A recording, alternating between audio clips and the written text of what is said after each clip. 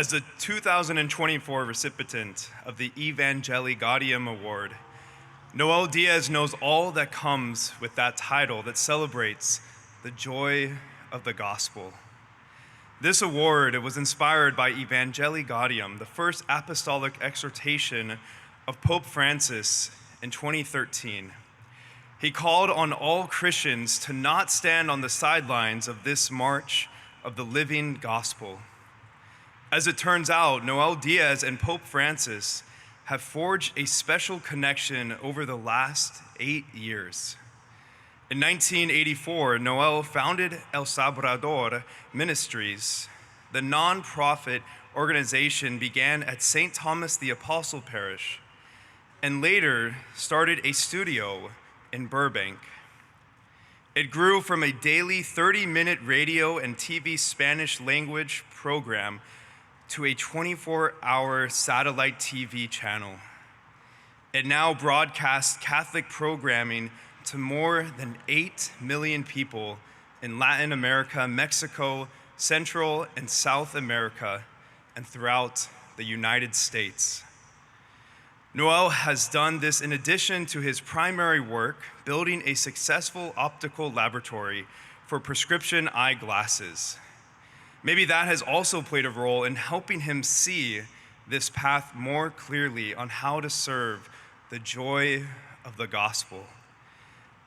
In 2016, Noel represented El Salvador Ministries as he traveled with a press group from the Vatican to Mexico City with the Holy See.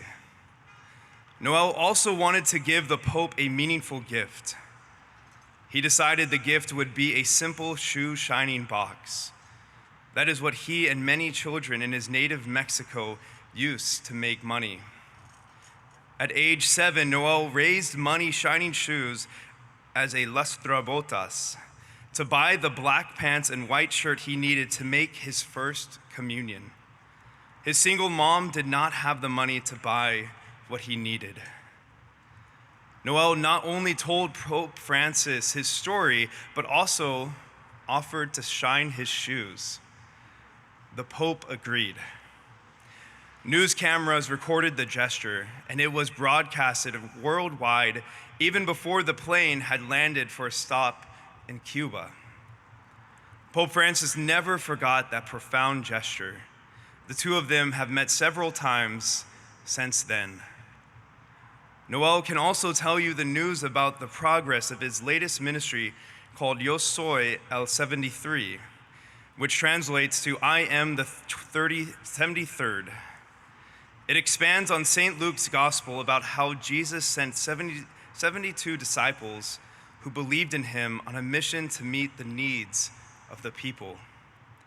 Pope Francis and Archbishop Gomez have given it their blessing.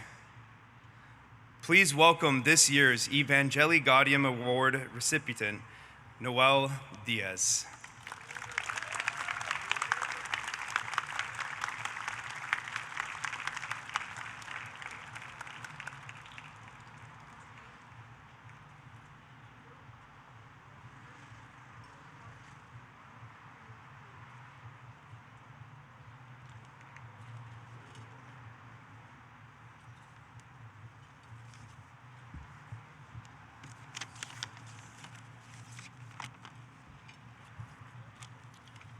I guess we all get a little nervous to come over here and say some words, but I want to first thank God, the Father, for the blessings we have received through the years.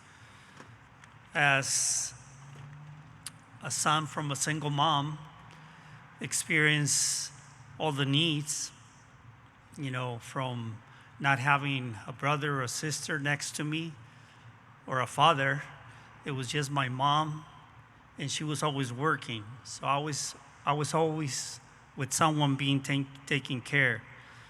But today, it's a blessing to be here and to recognize the honorees today. And I want to thank Archbishop Gomez. He's been supporting our ministry through all these years. And I want to thank also St. John's Seminary, Father Marco Durazo, and all the board, all the committee, everyone that has put this event together. And today, again, my gratitude to everyone that supports St. John's Seminary. I also want to thank all the members of our ministry through all the 40 years that we celebrated here a Mass. And what a day to celebrate the 85th anniversary here, St. John's Seminary. It is a tremendous blessing to be united in celebrating God's blessings. I want to thank those members that were part of our ministry. We started in St. Thomas, and many of them have passed away, but they have given their time, their lives serving brothers and sisters who are in need. I never thought that this ministry that started in a parish in St. Thomas, at that time, Father Dennis O'Neill was the pastor. He became a bishop. He became my dad. I never had a dad. So any problem I had, I would go to him. So priests for me have been a blessing since I started. And he would always guide me.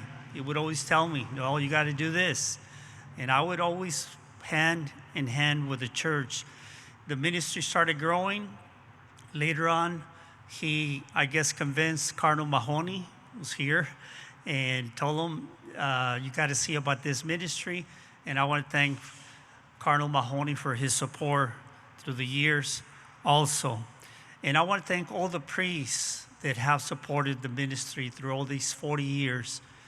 Priests, bishops from here, from other countries that have seen what we've been doing for all these years. Last week, I spent 3 days in different cities in El Salvador. I went for a mission because they see our network over there. I'd never been in some of these places, and it touched my heart when I see the people says, "Thank you, Noel, for your ministry." You know, I was really in depression. I started watching the channel, listening to the Mass, prayers, and people's lives have been changed through the gospel, the joy of the gospel, and that's why we are here.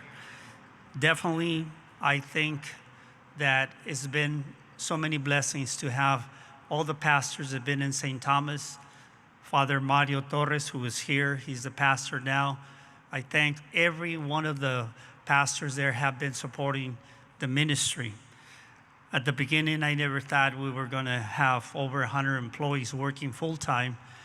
I'm still a volunteer. I still have my job and my company, but I'm not just cooperate with the ministry, but I'm in charge of that.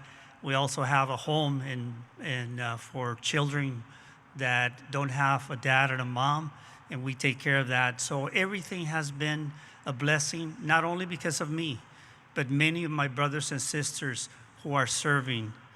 And today, it is a blessing for recognizing the church, priests, bishops that have seen what we've been doing. And I'm really blessed. I never thought, it's coming from a single mom, that I would have this many blessings.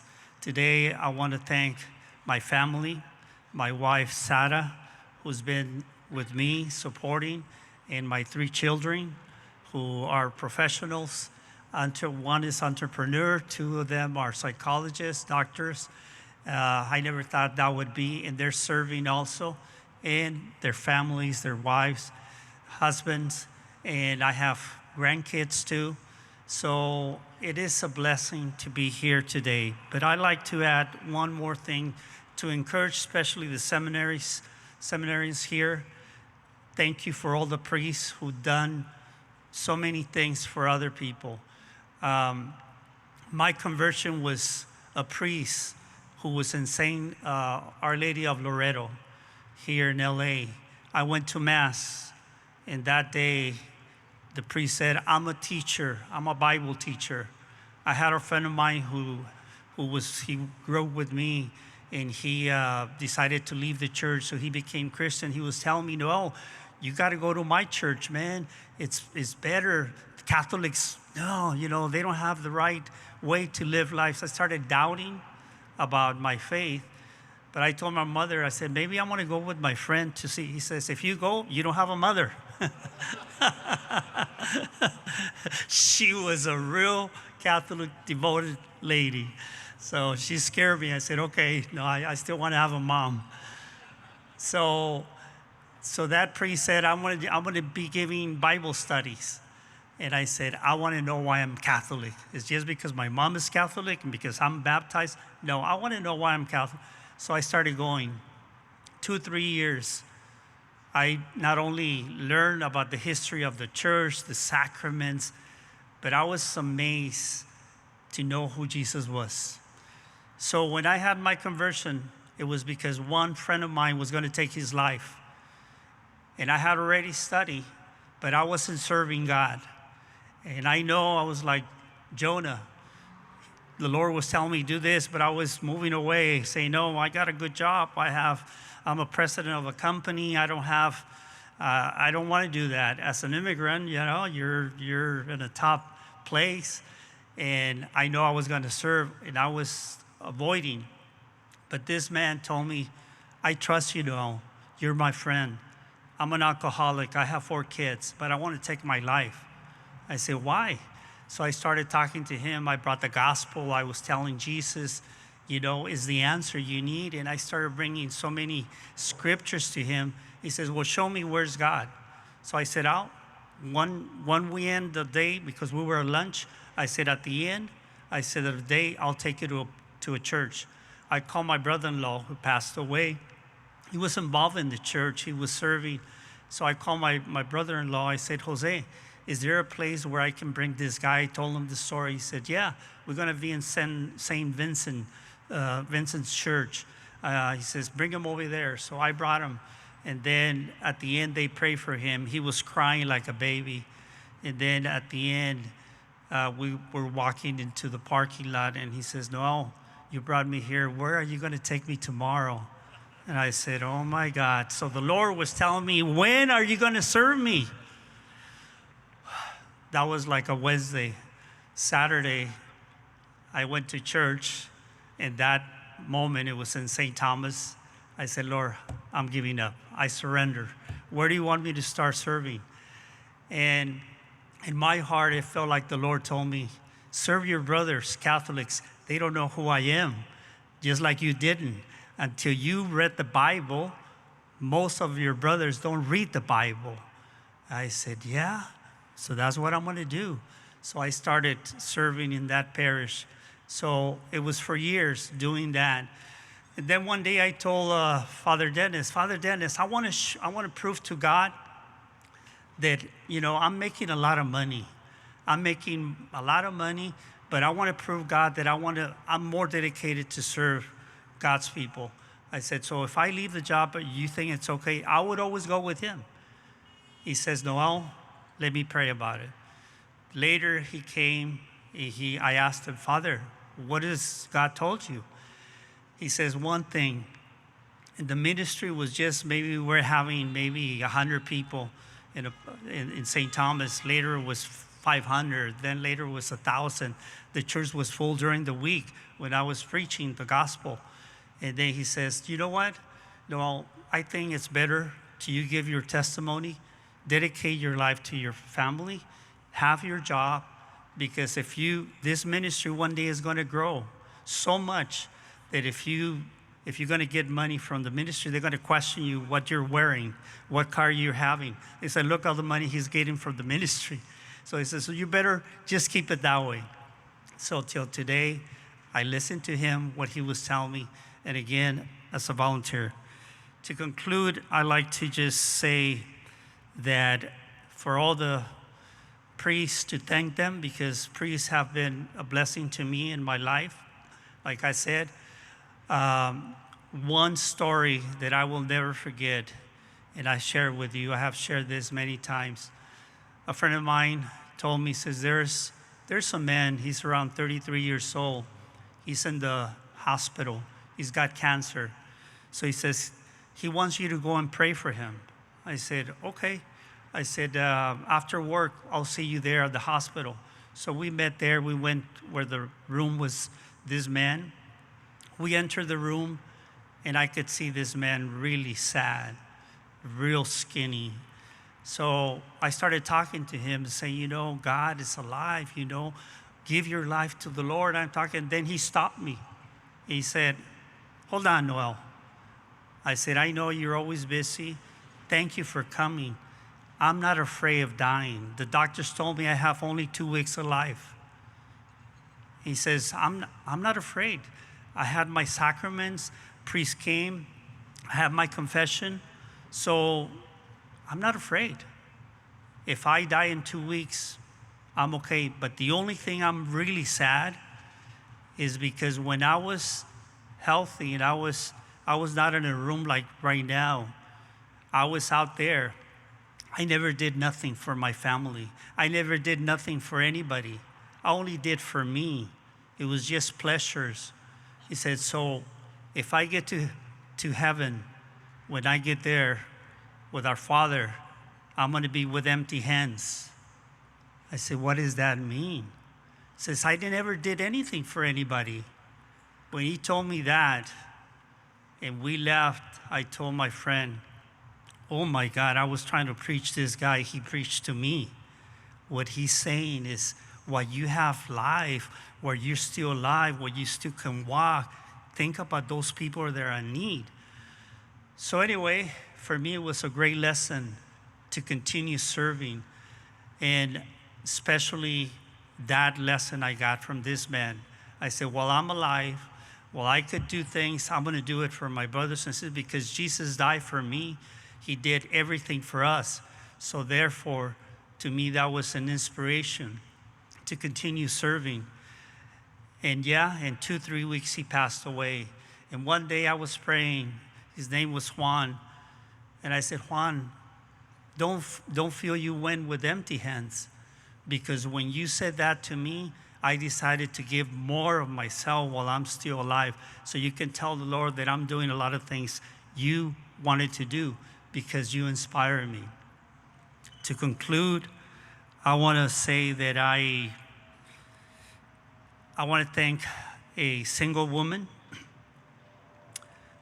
She was a single woman, got pregnant in Tijuana. She was away from any member of her family. She was lonely. She was in depression. She was sad. When she got pregnant, her friends told her, you should have an abortion.